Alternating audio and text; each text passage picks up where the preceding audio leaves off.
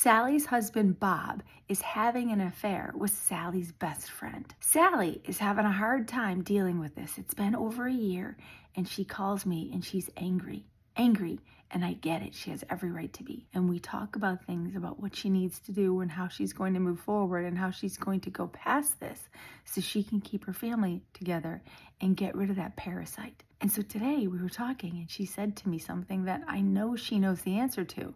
So I asked her, hey, so how do you get information into your head? Because I seem to be telling you something and it doesn't seem to be going in there. What's the best way that you gain information in your head?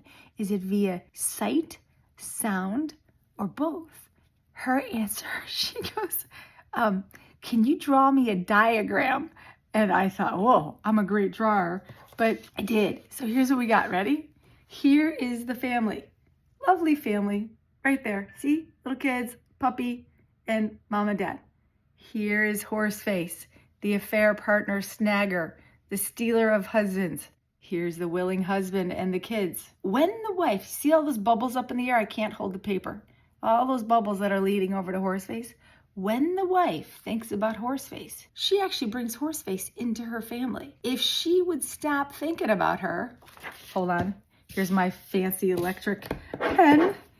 If she would stop thinking about her, and I realize it's a game inside your own head, if she would stop thinking about her, she would go away out of the wife's head. She can't stop it out of the husband's head. She can make it go out of hers. And that's the work I help people do. Once the wife is out of her head, the wife stops bringing her into the family and she moves on. It's a difficult thing, but it is possible. What we think about, we bring about into our lives.